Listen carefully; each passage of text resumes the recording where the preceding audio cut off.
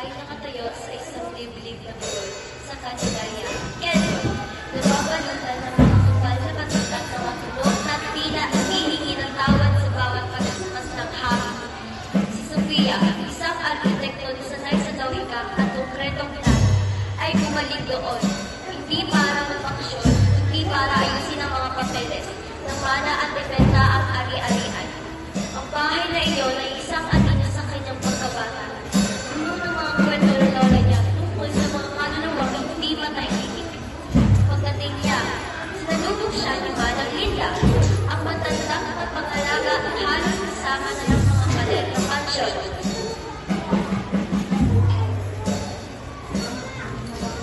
Isigaw mo!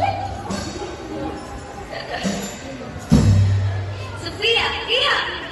Laki mo na! Pati ni Manang Linda. Ang kanyang mga mata ay puno ng lungkot. Pero bakit siya bumalik dito? Hindi ba't alam mo hindi ito ligtas? Nagkunwari si Sofia na hindi niya narinig ang siling bahagi. Parang kailangan ko lang kung ayusin ang mga papeles. Ibenta na po natin to. Ibenta? Kulong ni Manang Linda. Ang kanyang boses ay tila ng sumita.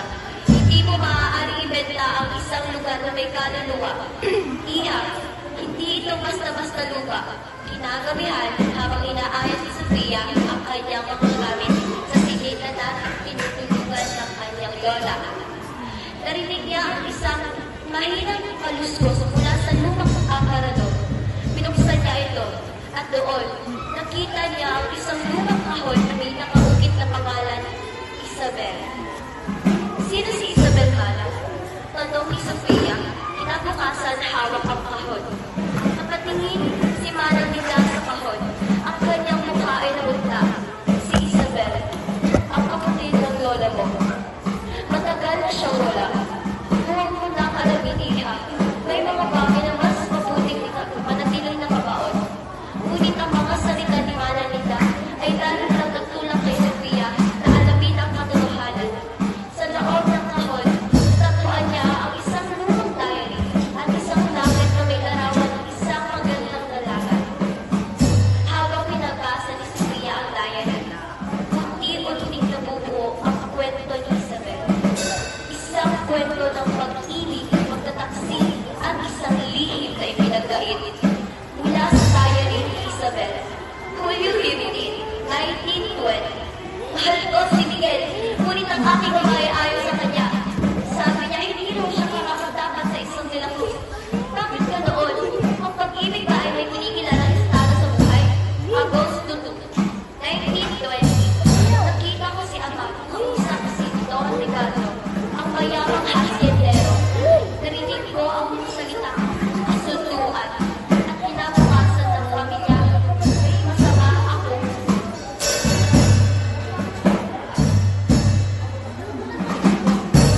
September 1920.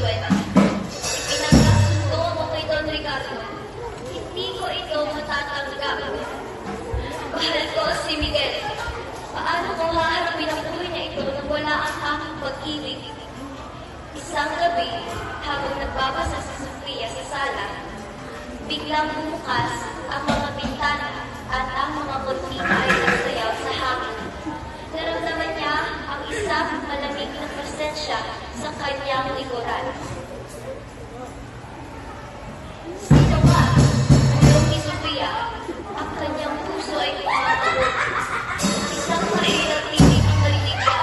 Tila galing sa hangin. Tulungan mo ako, Sofia. Kinaumagahan, dali-dali kinausap ang Sofia si Manang Linda. Manang, kailangan mong malaman ang buong kwento ni Isabel. Nararamdaman ko siya sa bahay na ito. Gusto niyang magsalita. Napabundong hininga si Manang Linda.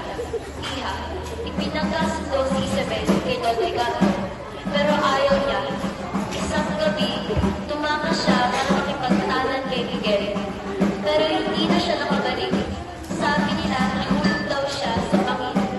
Pero ang totoo, nakita ko. Manang, ano ang nakita mo? Tanong ni Sofia. Ang kanyang mga mata ay puno ng takot at pag-asa. Nakita ko ang ama mo. Ang lolo mo pala. Nakausap si Don Ricardo. may pinagtalunan sila. Tapos nakita ko si Isabel. Itinulak siya ng lolo ko sa hagdanan para hindi matuloy ang pagtahakis niya at para matupad ang kasunduan kay Don Ricardo. Nanginginig ang boses ni Margarita. Sinabi ng lolo ko na aksidente lang na tulog siya. Pero alam ko, ang kaluluwa ni Isabel ay hindi matahimik dahil sa kasinungalingan at kawalan ng katarungan.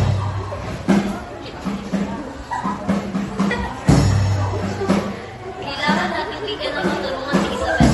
Manak, sabi ni Sophia, ang kanyang boses ay matatag. Hindi natin maaaring hayaang manatili ang init na ito. Sa isang ritual ay sinisinuha ni Sophia ang Margarita sa gitna ng mansyon, sinutok nila ang hayag ni Isabel. Sama ang isang sulat na isinulat ni Sophia na naglalaman ng paghingi ng tawad mula sa kanilang pamilya at pangako ng mga tauhan. Habang nagsusulat ang mga papel, kasama ng pagsasakin at tumakas. At isang puting liwanag ay lumakatuloy sa lumang aparador. Dahan-dahan umakyat patungo sa Isabel at naglaho. Sa wakas, ulol ni Manang Rita. Ang kanyang mga mata ay luhaan. Malaya na siya. Ngayon, ang mansyon ng mga De la Cruz ay hindi na isang lugar ng mga anino, kundi isang